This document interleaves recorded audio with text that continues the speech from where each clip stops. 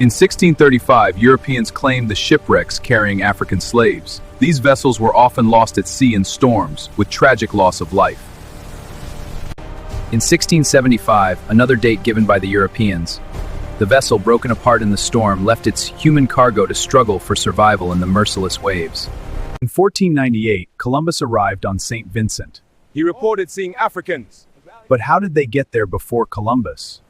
Our ancestors here, like Africa.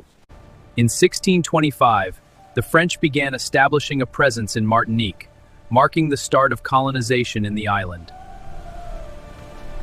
The Black Caribs, Garifuna ancestors, signed a treaty with the French in 1660.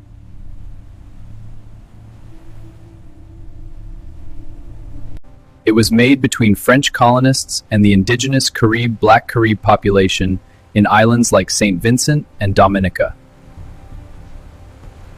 It helped the Black Caribs strengthen alliances with the French against British expansion later on. This alliance played a big role in future conflicts, including resistance movements that shaped Garifuna history. The Garifuna Black Caribs signed a peace treaty with the British in 1773.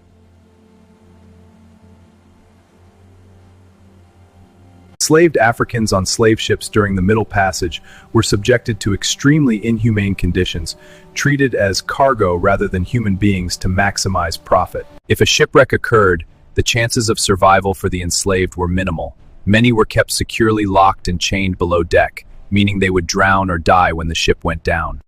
The British promulgated the story that the Black Caribs, or Garifuna, originated solely from a 17th century slave ship wreck. The British labeled the Garifuna as runaways from a shipwreck, not natives, to delegitimize them.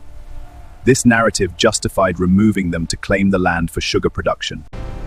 The British aimed to classify them as savages or invaders with no rightful claim to the territory. The shipwreck story was part of a larger propaganda effort to manage the Black Carib problem, as the Garifuna resisted British imperial control for decades before being largely exiled in 1797.